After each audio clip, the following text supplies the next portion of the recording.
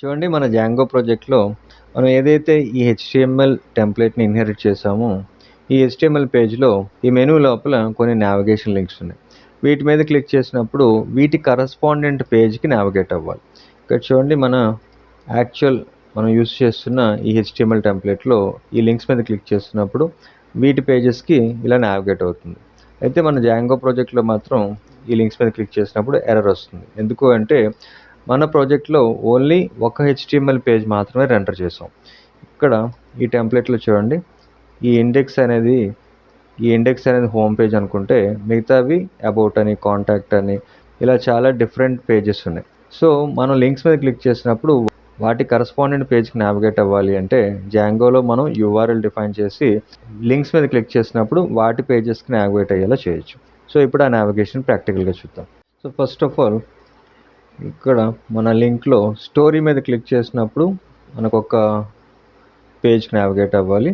మన టెంప్లెట్లో స్టోరీ మీద క్లిక్ చేసినప్పుడు చూడండి అబౌట్ అనే ఈ పేజ్కి నావిగేట్ అవుతుంది. కాబట్టి ఈ టెంప్లెట్లో ఉన్న ఈ అబౌట్ అనే ఈ ఫైల్ ఏదైతే ఉందో మన ప్రాజెక్ట్లో సాటర్డే ప్రాజెక్ట్ లోపల దీన్ని ఇక్కడి నుంచి కాపీ చేసి ఇక్కడ పేస్ట్ చేశాను.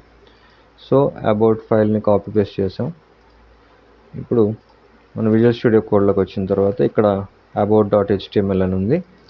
దీన్ని ఇక్కడి నుంచి ఈ కోడ్ అంతా కాపీ చేశాను. ఇప్పుడు ఈ టెంప్లెట్స్ ఫోల్డర్ లోపల ఒక ఫైల్ తీసుకొని దీనికి story.html అని ఒక పేరు పెట్టి నేను కాపీ చేసిన ఈ HTML పేజ్లో ఉన్న కోడ్ అంతా ఈ story.html ఫైల్లో పేస్ట్ చేసి ఇప్పుడు దీన్ని సేవ్ చేశాను. నెక్స్ట్ స్టెప్లో మనం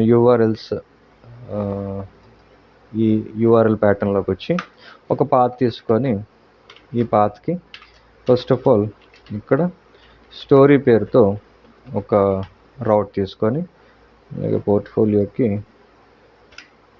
ఈ /. నెక్స్ట్ ఆర్గ్యుమెంట్ వ్యూస్లో మనం ఒక ఫంక్షన్ క్రియేట్ చేయాలి. కాబట్టి దీన్ని ఇలా ఉంచి ఇక్కడ మన వ్యూస్ ఫైల్లోకి వచ్చిన తర్వాత ఒక ఫంక్షన్ తీసుకొని స్టోరీ పేజ్ ఈ పేరుతో ఒక ఫంక్షన్ రిక్వెస్ట్ తర్వాత మనం రిటర్న్ చేస్తున్నది రిటర్న్ రెండర్ ఆర్గ్యుమెంట్స్లో first argument request, second argument మన HTML ఫైల్ తాలూకా పేరు అంటే ఇక్కడ story.html. సో ఇలాగ మనం ఒక ఫంక్షన్ డిఫైన్ చేసాం.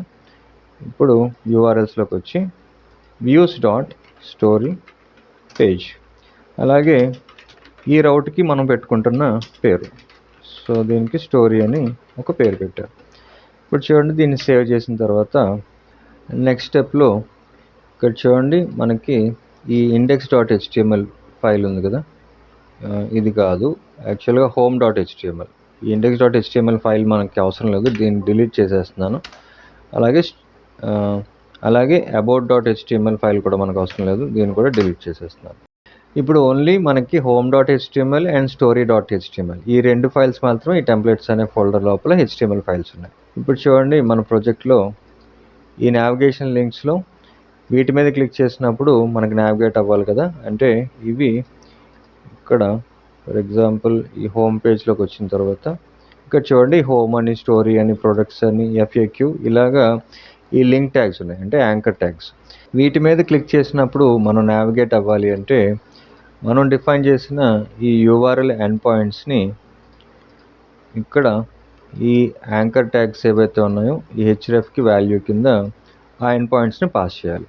కాబట్టి ఇక్కడ మన ల్యాండింగ్ పేజ్ ఇది అంటే మన ల్యాండింగ్ పేజ్కి మన ఎండ్ పాయింట్ పోర్ట్ఫోలియో అనే రౌట్తో ఉంది. కాబట్టి ఇక్కడ ఇది ఈ రౌట్ మనం డిఫైన్ చేసింది. కాబట్టి ఇక్కడ ఈ hrefకి వాల్యూ కింద /portfolio చూడండి ఇది ఇప్పుడు హోమ్ పేజ్కి నావిగేట్ అవుతుంది.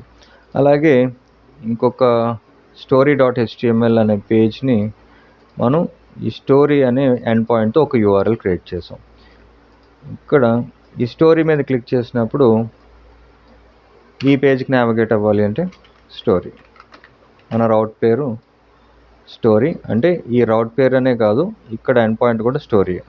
ఈ రౌట్ పేరుతో మనం ఎలా నావిగేట్ అవుతాం అనేది కూడా ఇప్పుడు నెక్స్ట్ స్టెప్లో చూద్దాం. అయితే ప్రస్తుతానికి ఇక్కడ మన రౌట్కి ఏదైతే ఎండ్ పాయింట్ ఉందో దాన్ని హెచ్ఎఫ్కి వాల్యూ కింద పాస్ చేసి ఇప్పుడు టెస్ట్ చేస్తున్నాం. ఇప్పుడు సేవ్ చేసి అవుట్పుట్కి వచ్చి ఒకసారి రిఫ్రెష్ చేసిన తర్వాత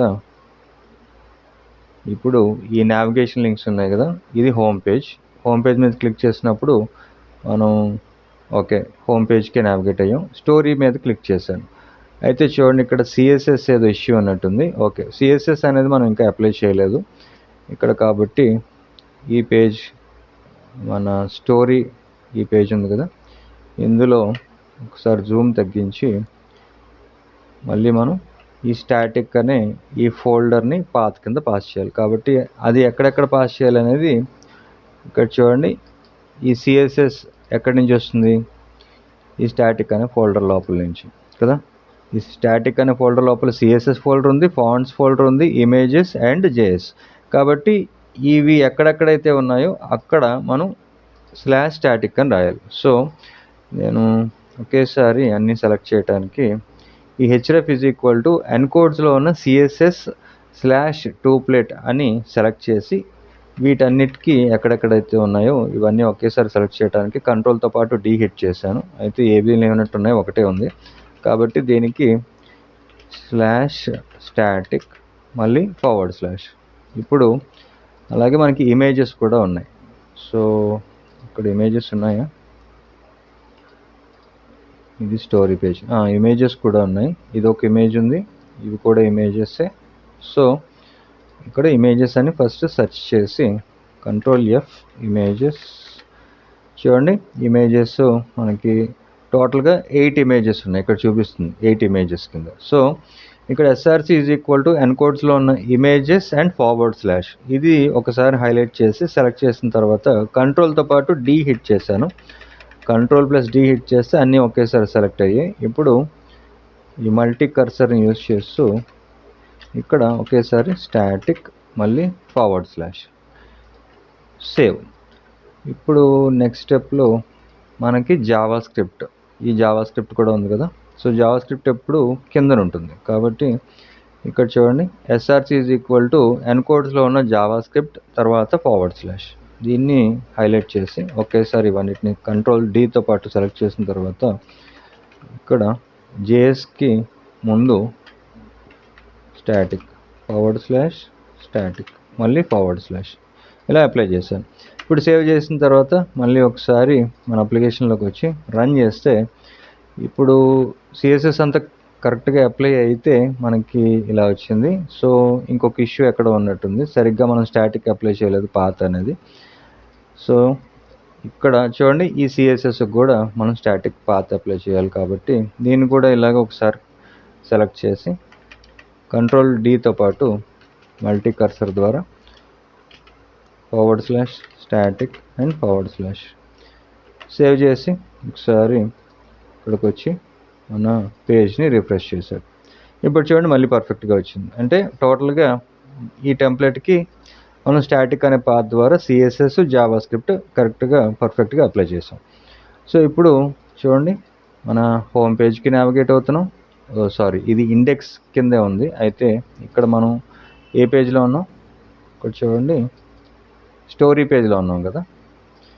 ఇక్కడ హోమ్ పేజ్కి నావిగేట్ అవ్వాలి అంటే ఇక్కడ /port, నాకు తెలిసి పోర్ట్ఫోలియో అనుకుంటున్నాను. ఎస్, పోర్ట్ఫోలియోనే, పోర్ట్ఫోలియో. ఇప్పుడు సేవ్ చేశాను. అలాగే దీనికి కూడా స్టోరీ అని ఇచ్చేస్తాను. స్టోరీ. నెక్స్ట్ టాపిక్లో మనం ఇలాగ ప్రతి పేజ్లోని ఇలా మార్చుకునే కన్నా కూడా, అంటే ఇక్కడ చూడండి ప్రతి పేజ్లోని ఈ నావిగేషన్ బార్, ఈ nav బార్ అనేది కామన్గానే ఉంటుంది. సో కామన్గా ఉండే పేజెస్కి ఎలాగ మనం ఒకే కాంపోనెంట్ క్రియేట్ చేసి ఆ కాంపోనెంట్ని డిఫరెంట్ పేజెస్లో ఎలా యూజ్ చేసుకోవచ్చు అనేది కూడా కవర్ చేద్దాం. అయితే ఇప్పుడు మనం రిఫ్రెష్ చేసి ఒకసారి ఈ హోమ్ పేజ్ మీద క్లిక్ చేస్తే చూడండి పోర్ట్ఫోలియోకి వెళ్తున్నాం. అంటే ఇప్పుడు మనం ల్యాండింగ్ పేజ్కి వచ్చాం. ఈ స్టోరీ మీద క్లిక్ చేస్తే ఈ స్టోరీ పేజ్కి వచ్చాం. సో ఇలాగా మనం డిఫరెంట్ పేజెస్ని క్రియేట్ చేసి ఇలాగా నావిగేషన్ ద్వారా అంటే లింక్స్ మీద క్లిక్ చేసినప్పుడు వాటి కరస్పాండెంట్ పేజ్కి నావిగేట్ అవ్వచ్చు.